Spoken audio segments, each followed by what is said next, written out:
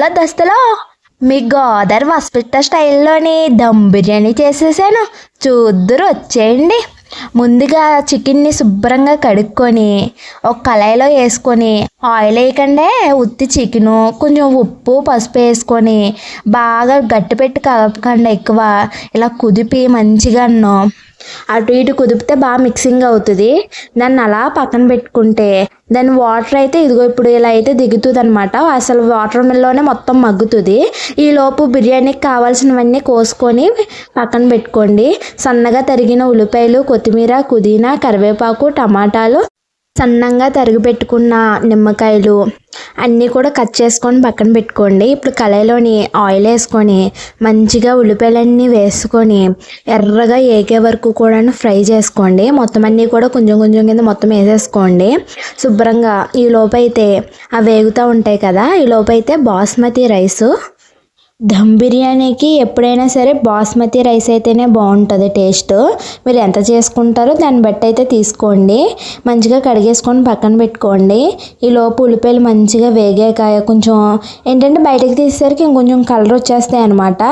Medium colour ఉండగా మంచిగా తీసేసుకుంటే ఫుల్గా అవన్నీ వేగిపోతాయి అనమాట. ఈ లోపు అయితే ఉల్లిపాయలు తీసిన ఆయిల్ ఉంటుంది కదా, మొత్తం మిగతా ఆయిల్ తీసేసి ఇంకొంచెం ఉంచి ఆయిల్లోనే ఇంకొంచెం నెయ్యి వేసి ఈలోపు బిర్యానీ మసాలాలన్నీ, జీడిపప్పు అయితే మెయిన్ వేయండి, బాగుంటుంది టేస్ట్ అయితే. ఈలోపు అయితే శుభ్రంగా బిర్యానీ మసాలాలు అన్నీ వేసుకొని బాగా వేగనివ్వండి. మొత్తం అన్నీ వేసాక బిర్యానీకి మెయిన్ టేస్ట్ ఏంటంటే ఇవే అన్నీ కూడా ఖచ్చితంగా దీంట్లో కనిపిస్తుంది కదా.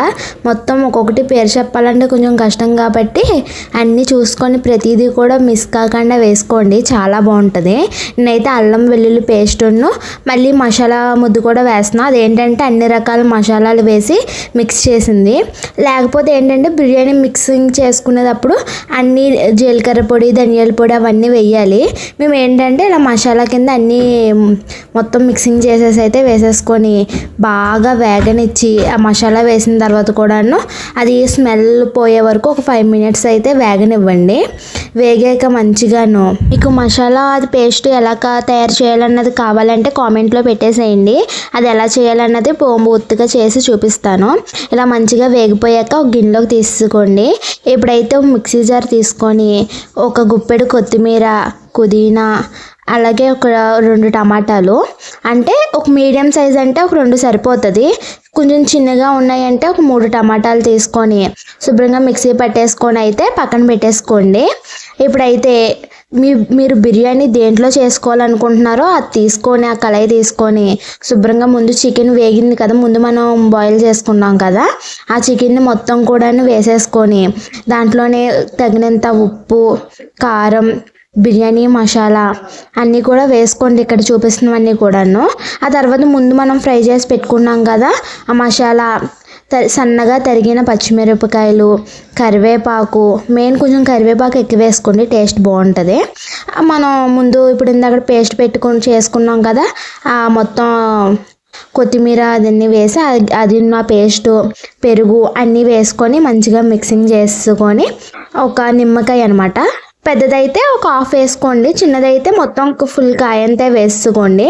నిమ్మకాయ వేసుకున్నాక ఫ్రైడ్ ఆనియన్స్ ముందు మనం చేసుకున్నాం కదా, ఆ ఫ్రైడ్ ఆనియన్స్, కొత్తిమీర వేసేసుకొని పుదీనా మాత్రం ఇంక వేయకండి, అది మళ్ళీ లాస్ట్లో అయితే వేసుకుంటారు. ఏంటంటే మళ్ళీ పుదీనా కూడా వేసేస్తే అది ఎక్కువ స్మెల్ ఎక్కువ వచ్చేస్తుంది అనమాట.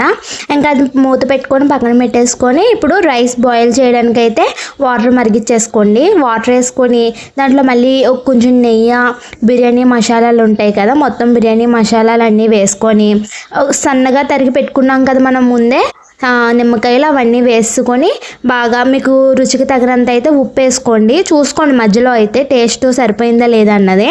బాగా మరిగిపోయాక ఇలాగా నిమ్మకాయలు అయితే తీసేసేయండి, మళ్ళీ ఏంటంటే చేదు ఎక్కువ వచ్చేస్తుంది. నిమ్మకాయలు తీసేసి అయితే పక్కన పెట్టేసుకొని ఇంకా ఫుల్గా వాటర్ ఫుల్గా బాయిల్ అయిపోయింది అన్నాకైతే మంచిగా ముందే నానబెట్టుకున్నాం కదా మనం రైస్, ఆ రైస్ని అయితే వేసేసుకుందాము. వేసేసుకొని అది మొత్తం ఎక్కువ కూడా మళ్ళీ కుక్ చేసేయకూడదు, పూర్తిగా మొత్తం అయిపోయే వరకు ఎంతవరకు అంటే బిర్యానీ మొత్తం మెత్తగా అయిపోయి జావ కింద అయిపోద్ది, అస్సలు బాగోదు. చూస్తూ ఉండాలి, దగ్గరే ఉండాలి.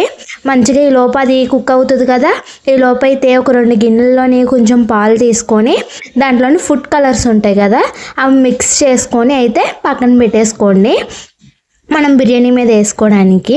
ఈ లోపు అయితే రైస్ అయితే కుక్ అయిపోయిద్ది. ఇలాగున్న 80% మాత్రమే కుక్ అవ్వాలి.